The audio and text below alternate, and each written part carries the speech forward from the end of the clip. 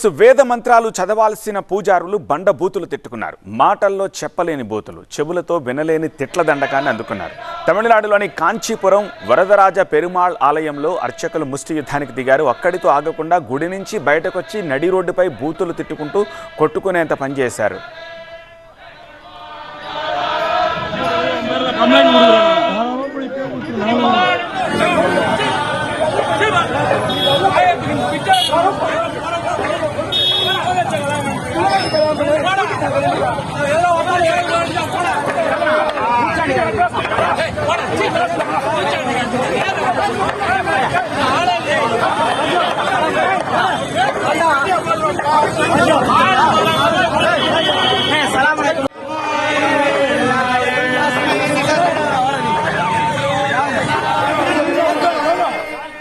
నడి రోడ్డుపై అర్చకుల ముష్టి యుద్ధాన్ని చూసి జనం అవాక్కయ్యారు.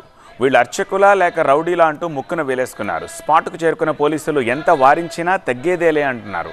ఖాకీలను కూడా పట్టించుకోకుండా ఒకరినొకరు దూషించుకున్నారు. ఆ ఫైటింగ్ దృశ్యాలను ఫోన్లలో బంధించారు. ఈ వీడియోలు నెట్టింట వైరల్గా మారాయి.